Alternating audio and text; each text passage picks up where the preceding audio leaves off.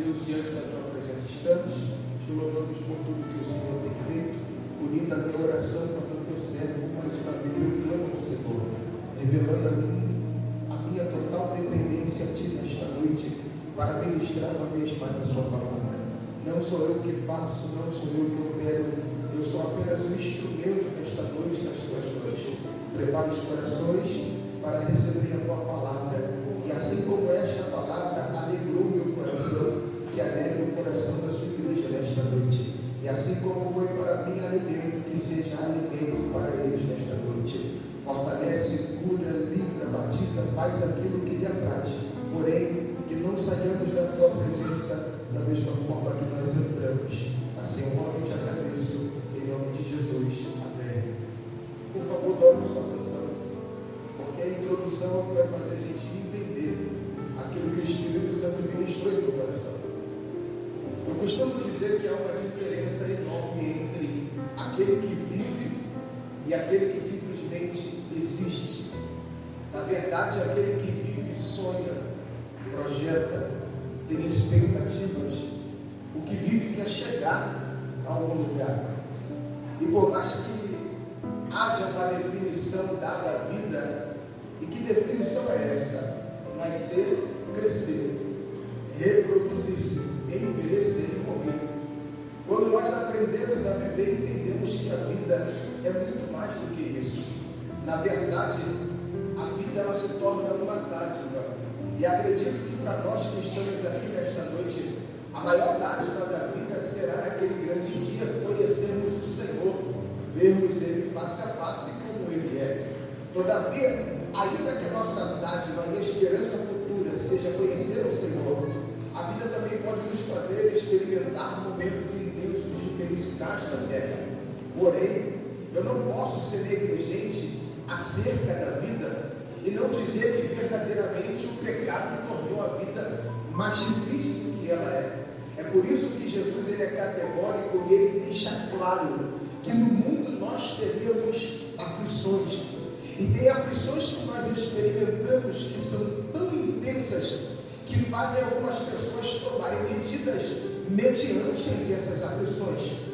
Uns preferem literalmente enxergar-se ou mergulhar-se nos prazeres carnais da vida. E por quê? Porque o momento de aflição está tão intenso que acredita que em um momento de prazer experimentado e vivenciado na sua carne é o que vai fazer esta aflição ter fim. Só que nós sabemos que a história não é dessa maneira, porque por mais que por um momento, por mais que por algumas horas, o prazer momentâneo possa fazer esquecer o ápice de uma aflição vivenciada, quando esta pessoa deita a cabeça no seu travesseiro, a realidade é escorrida através de lágrimas, porque logo a aflição vem à sua memória e ao seu coração, e tal pessoa percebe que afundar-se em prazeres carnais não fora suficiente para arrancar o peso da aflição da sua vida.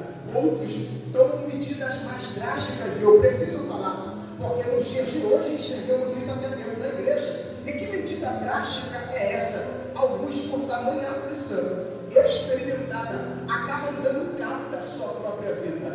A terceira opção é a que eu falei bem no início, quando introduzi o que estou falando. Alguns, por tamanha aflição já experimentada no decorrer da vida, a única escolha que tem é deixar de viver e passar apenas a existir. Mateus, eu entendi, mas o que isso tem a ver com o texto que você leu? É simples, é que se nós lermos esse texto a grosso modo, o que é que nós vamos enxergar em Atos capítulo de número 3?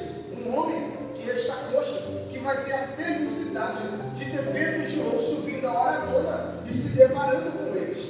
E na verdade, este homem agora que esperava receber ouro ou prata, vai receber aquilo que o seu coração nunca imaginou que receberia, que é uma manifestação do poder do Espírito Santo por intermédio de Pedro e João. Isto é o que nós enxergamos a grosso modo. Mas o que é que há entre as entrelinhas desse texto? É que nós nunca paramos para atentar para a aflição desse coxo. E por que não? Porque na verdade, realmente o milagre é o que tem a notoriedade maior. Mas nunca pensou ou nunca imaginou como era a vida desse coxo.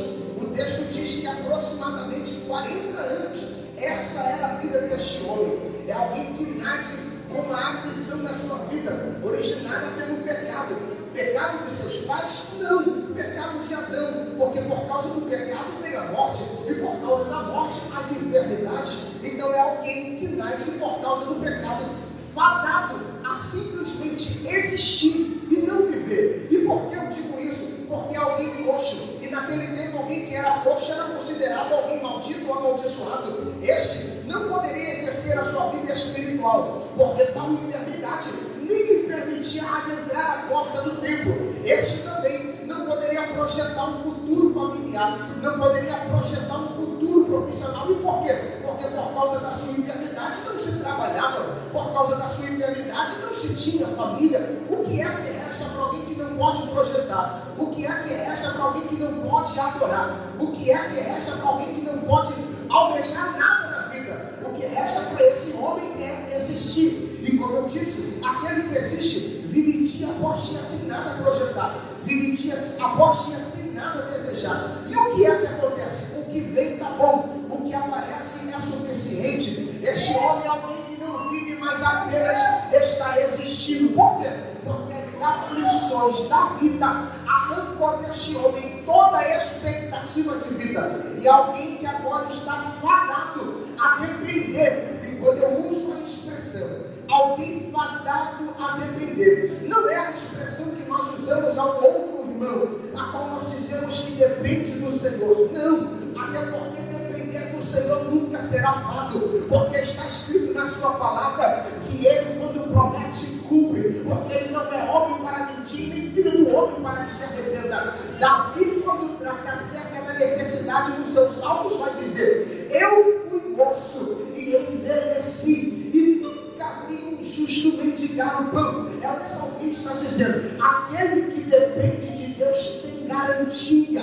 Só que esse homem não está atrelado a depender de Deus, mas está atrelado a literalmente mendigar. Se alguém não lhe estender a mão, ele não tem. E se alguém lhe estender a mão, é simplesmente por pena. Então é alguém que vai ser colocado estrategicamente à porta do templo. Por quê? Porque subentende-se que aquele que vai adentrar para sacrificar e adorar a um Deus que é bom, a um Deus que é longânimo, a um Deus que é justo, quando vê alguém necessitado na sua frente, não vai conseguir adorar sem antes lhe estender a mão para aquele que está necessitado. Logo, a estratégia parece ser excelente e que está dando certo. E por que eu digo isso? Porque o texto diz que todos os dias colocam ele no mesmo lugar. Logo, nós temos um pensamento: se colocam ele todos os dias no mesmo lugar, significa que o plano está dando certo.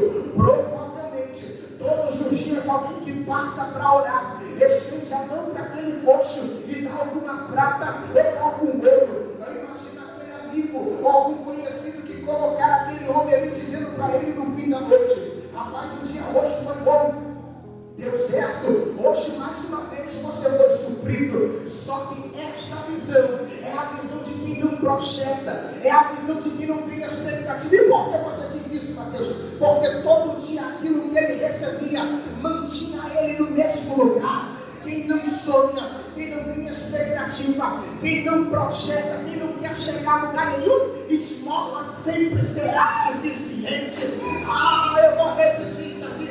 Quem não sonha, quem não projeta, quem não quer chegar a lugar nenhum, esmola sempre será o suficiente. Aos olhos do moço está dando certo. E por quê? Porque ele não projeta mais, porque ele não sonha mais. E por que não sonha? A vida foi aflita e por causa da aflição já não quer sonhar, já não quer projetar. Mateus, me faz entender isso melhor. Já se frustrou tanto em vidas de relacionamento que qualquer relacionamento está bom, se for homem de Deus está bom, se não for também vai. Já se frustrou tanto na vida profissional que não adianta mais tentar correr atrás de porta, não adianta mais tentar estudar. Por quê? Porque eu já me frustrei, o tempo já passou. Só que o céu me trouxe aqui para dizer para alguém: eu não te escolhi para aceitar esmola. Eu sou o Deus que tem o poder para fazer infinitamente mais na sua vida. por gentileza, olha para esse irmão bonito, para essa irmã, porque o céu veio hoje com uma ordenância. Diga para esse irmão: a ordem do céu é que você volte a projetar, é que você volte a sonhar, porque enquanto você está vivo, ainda há esperança. Enquanto você está de pé, o céu é poderoso para fazer. Glorificado e exaltado seja o nome do Senhor dos Exércitos. Estou sentindo ele aqui. Glorificado e exaltado seja o nome do Senhor. Para o coxo não dando certo, porque ele não sonha mais. Se frustrou tanto, a vida lhe privou. E por causa das privações de vida, sonhar para quê? Já tentei tanto, Mateus, vou tentar de novo para quê? Já me frustrei tanto, vou acreditar para quê? O problema é que a gente acha, ou na verdade, com medo de ferir a teologia cristã, a gente acha que a vida do crente tem que ser uma vida miserável. E quem é que disse isso? Quem é que fala que na verdade a teologia da prosperidade bíblica, mas bíblica não é bíblica? Vamos falar de Paulo? Olha o que Paulo fala aos Filipenses: eu estou alegre com vocês, mas não é porque vocês me supriram, não. Eu estou alegre, não é por causa do recurso que vocês mandaram, não.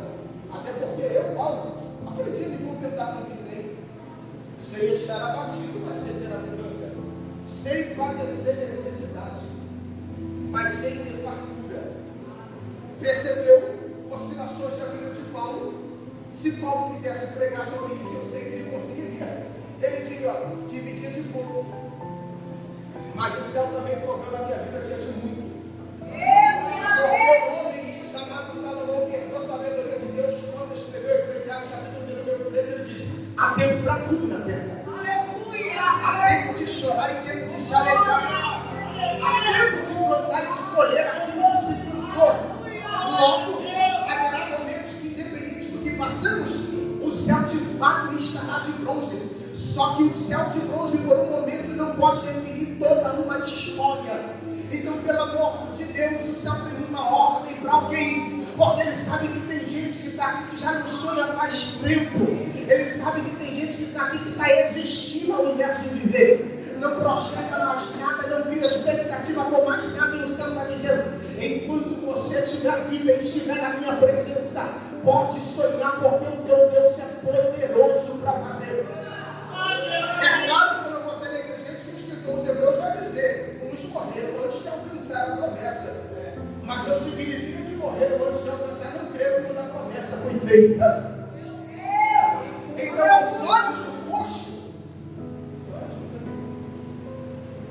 aos olhos do coxo, está dando certo. E dá certo por quê? Ele não sonha mais nada. Não projeta. Só que aí a vida deste homem está prestes a mudar. E eu fiquei muito feliz com tudo que foi cantado aqui. E por que a vida deste homem está prestes a mudar? Porque vai passar no caminho dele alguém que ora? Não. Não acho isso estranho. A oração não foi inaugurada por Pedro e João. Não, Mateus, não. Ele apóstolo há 40 anos. Os judeus oravam. Eles tinham 3 momentos que eles guardavam o período de oração: 9 horas da manhã, meio-dia, e a hora nona, que era 3 horas da tarde. Então esse homem está sendo posto há 40 anos no caminho de gente que ora. E quando eu percebi isso me entristeceu, me intrigou minimamente. Por quê? Porque como é que alguém que ora passa no caminho desse homem e não consegue ver a necessidade que ele carrega? Porque tem gente que ora, que está passando no caminho desse homem, que na verdade está dando para ele aquilo que parece solução, mas não é. Só que na verdade, esse povo que ora, mas não está cheio. Mateus, é possível orar e não estar cheio do Espírito? Existem 2 classificações do recebimento do Espírito na vida do crente. Primeiro, penhor da salvação. Os apóstolos não experimentaram o Espírito só quando desceu em Atos. Quando Jesus ressuscita, o texto diz em Marcos: e soprou-lhes o Espírito. Porque, como eu já expliquei algumas vezes, a primeira parte é para regenerar, é para fazer morada e colocar base dinamite, fonte de poder. É por isso que quando alguém vive na plenitude do Espírito, não só usufrui dele o penhor para ser salvo, mas usufrui dele também o poder para manifestação de milagres. E o que é que está acontecendo? O que acontece nos nossos dias de hoje é que de fato a oração diminuiu, mas ainda existe crente que ora. Mas qual é o problema das igrejas que ainda ora? Vai ver as campanhas. É a oração da porta aberta, é a oração da vitória, é a oração da mudança de história.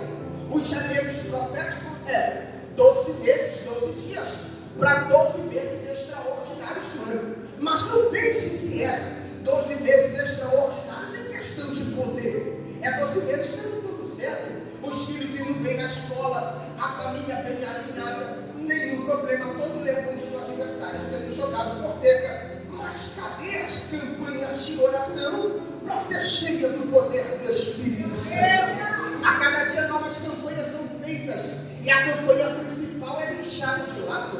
Faz-se campanha de tudo. Os congressos têm temas sobre tudo, menos ser cheios do Espírito Santo de Deus. E por quê? Porque já não é algo atrativo no século de número 21. O que é atrativo hoje? A gente prefere talento do que alguém cheio do poder. Hoje, uma faculdade, uma arte da homilética te ensina a falar, mas crente cheio do poder do Espírito Santo ainda continua sendo da mesma forma. Joelho dobrado no chão, boca no pó e lágrimas derramadas no altar do Senhor. E isso é tão necessário a ponto de que Jesus disse, mesmo para os apóstolos que já tinham o Espírito, ninguém sai de Jerusalém. Eu imagino alguém perguntando, por que não? Já soprou o Espírito. Aí eu imagino Jesus dizendo, é porque falta uma parte da promessa. E qual é? É que vocês ainda vão ser cheios do poder do Espírito Santo de Deus. Eu imagino alguém falando, mas Senhor, a gente já sabe o que vai pregar. É que o Senhor morreu, que o Senhor ressuscitou e que em seu nome há perdão pelos pecados. Mas eu imagino Jesus dizendo, e tu acha que é quem que vai testificar esse testemunho? É vocês? De maneira nenhuma, mas é o Espírito através do poder. Aí Lucas vai escrever em Atos dos Apóstolos que criam pela pregação da palavra, mas também pela manifestação do poder do Espírito Santo. É por isso que hoje tem coach pregando, é por isso que hoje não falta ensinador, mas com tanta mensagem há pouco efeito. E por quê? Porque tem tudo, tem a arte da homilética, tem a teologia, sabe suportar no altar, fala baixinho, eleva a voz, mas o que falta? A unção, o poder. E isso aí, só joelho no chão. Se a igreja não fosse cheia do Espírito, você acha mesmo que eles entrariam naqueles leões, na cova daqueles leões e permaneceriam fiel? Se a igreja não fosse cheia do Espírito, você acha mesmo que Pedro iria suportar morrer de cabeça para baixo? Você acha mesmo que se a igreja não fosse cheia do Espírito Santo, a igreja oraria e Deus mandaria anjo para livrar Pedro? É só crente cheia que movimenta o céu. É só crente cheia. Agora, com toda educação, olha para esse irmão, pega na mão dele, pega na mão desse irmão, diga para ele: voltemos ao primeiro amor, voltemos às primeiras obras, voltemos àquilo que é importante. A igreja do século XXI precisa ser mais uma vez cheia, cheia, cheia, cheia, cheia do Espírito Santo.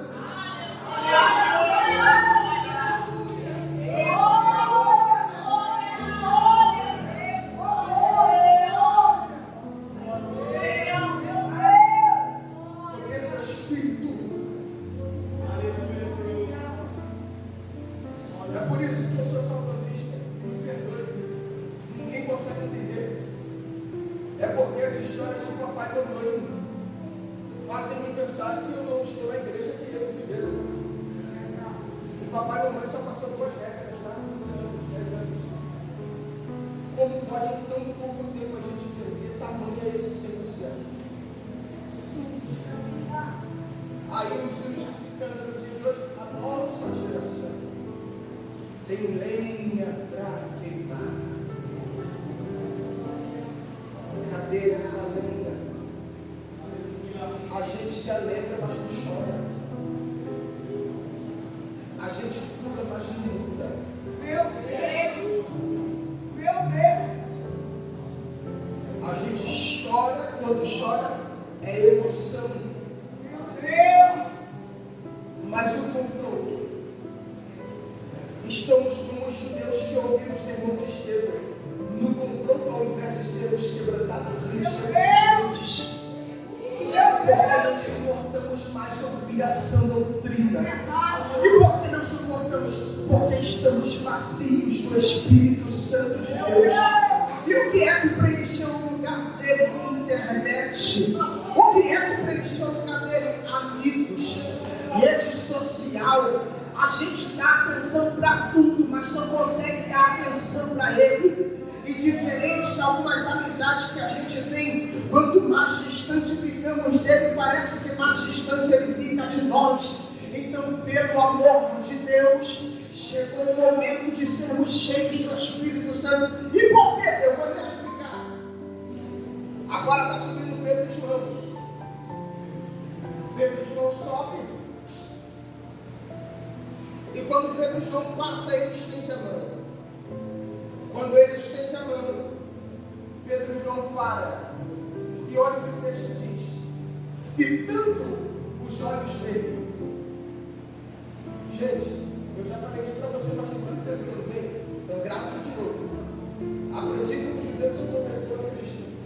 Nenhum detalhe da Bíblia, nenhuma palavra chave para casa. Logo, se o texto faz questão de mencionar que eles fitam os olhos, me faz pensar o quê?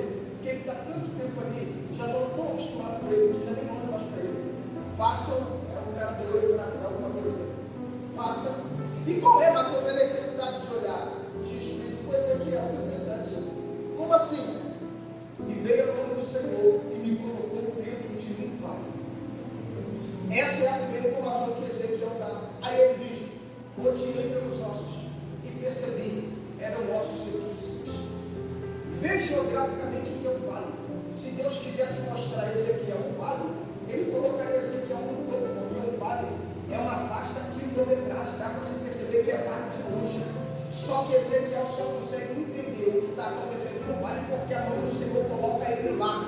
Aí ele tem um veredito correto. Logo, só entende o problema quem passeia no meio dele ou quem vive dele. Quando Pedro e João fitam os olhos, é eles escaneando. Eu imagino um batendo cutucando o outro, dizendo: olha aí, ó, se a gente der ouro e prata para ele, ele continua aqui. O que ele precisa não é ouro e não é prata. O que ele precisa é sair dessa situação. Ainda bem que agora cruzou o caminho desse homem, alguém que ora, e não só que ora, mas que é cheio do poder do Espírito Santo. Aí quando Pedro e João dizem assim, ó, olha para nós.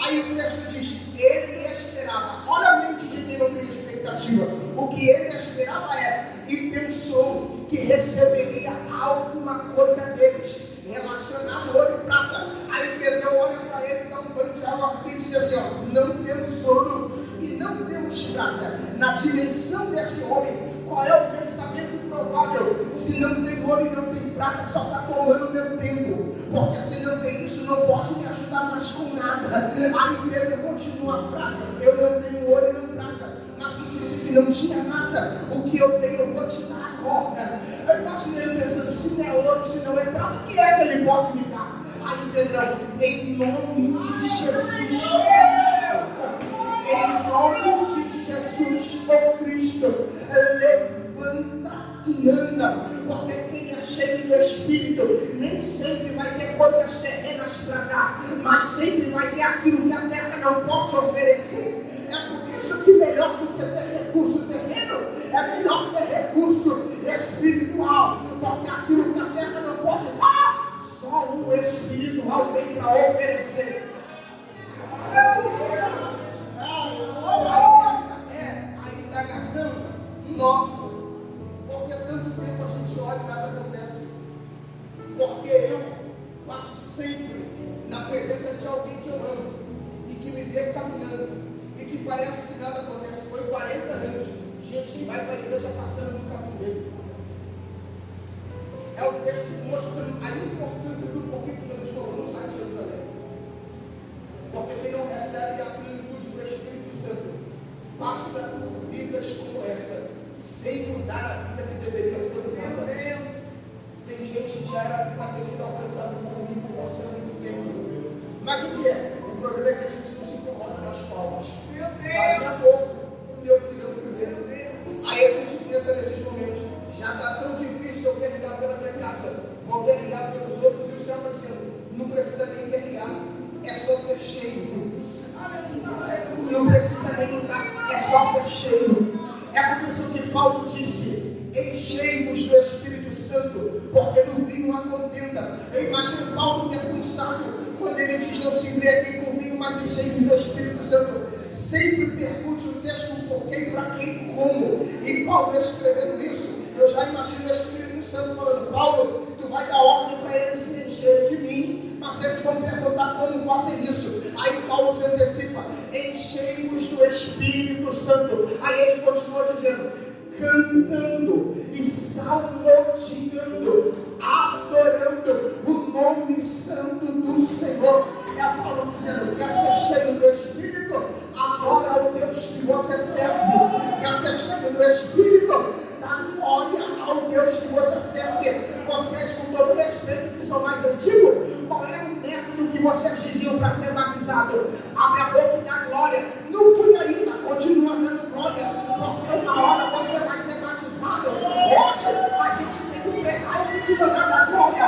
E se não der glória, o crente sai desse mundo e fala: não senti nada, o pregador não entregou nada. Na verdade é você que entrou num ambiente como esse e não entregou nada para o céu. Quem nada entrega, nada recebe.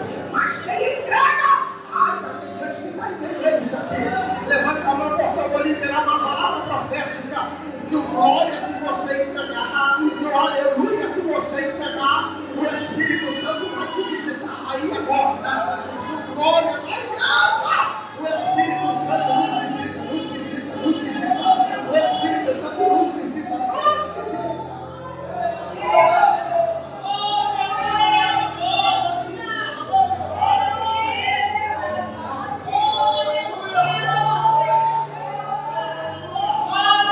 Glorificado e exaltado seja o nome do Senhor dos Exércitos.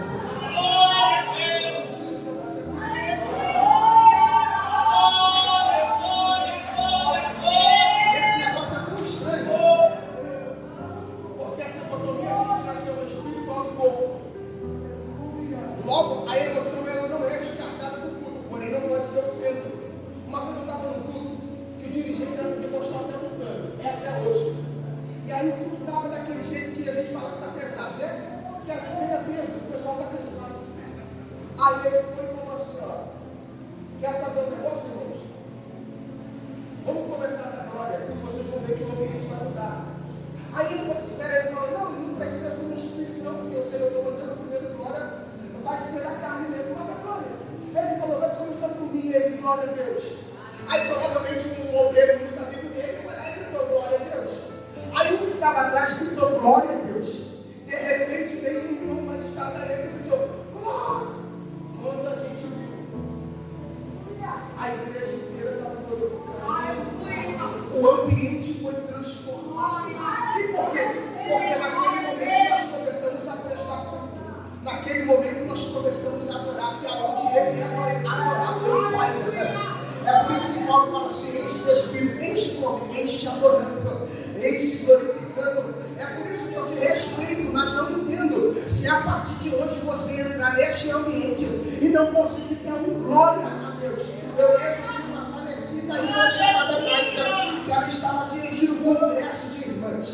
Quando ela pegou o microfone, com todo respeito, ela era aquela negona retada, ela morreu orando ao Senhor. Deus falou para ela que ela morreria, ela me contou uma semana antes. E ela então, ela chegou no congresso, foi o último congresso que ela dirigiu. Ela entrou naquele congresso, ela falou que dela que ela já tinha certeza que Deus ia levar ela. E de fato morreu dormindo. E ela entrou no congresso e deu a paz do Senhor para todo mundo, culto pesado de novo. E só que ela foi percebendo que o culto estava pesado, o congresso de irmã que ora, ela não aceitando aquilo. Ela falou: olha para a irmã que está ao paz do Senhor para essa irmã. Aí essa irmã sorridente cumprimentando uma outra paz do Senhor. Aí ela falou, já falou com quem está ao seu lado? Aí o povo disse, já. Aí ela falou, agora vocês têm que falar com o dono da casa, porque eu não recebo ninguém na minha casa sem antes falar comigo. Aí ela falou, vocês entraram aqui, falou com todo mundo que estava à volta, mas ninguém parou para falar com o dono da festa, com o dono da casa, irmã. Meu Deus! Quando começaram a falar com ele, ele mostrou que estava presente.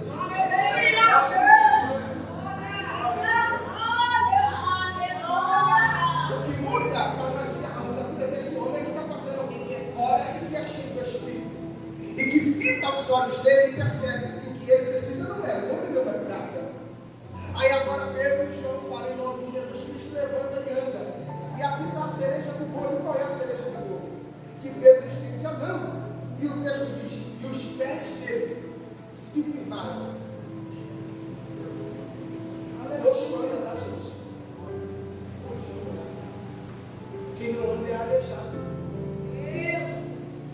Se você for pegar a definição de coxo, vai dizer que é aquele que anda errante. É por isso que eu vou pegar o pé, aí ele volta. Coxo é alguém que anda, mas anda errante. Aí Pedro dá Jesus, olha para Deus e diz, o pé fica. Meu Deus! Em nome de Jesus, levanta e anda. Aí Deus diz, e os pés dele se firmaram. Porque depois que recebe Jesus, não dá para andar errante. Ou é firme, ou não recebeu Jesus verdadeiramente. Ou os caminhos tortuosos se direito, ou não recebeu Jesus verdadeiramente. Porque existe uma falácia que alguns contam por aí, que dizem que Jesus escreve reto e linha torta. Quem foi que disse, meu filho? Primeiro ele conserta a linha, depois endireita quem estava torto,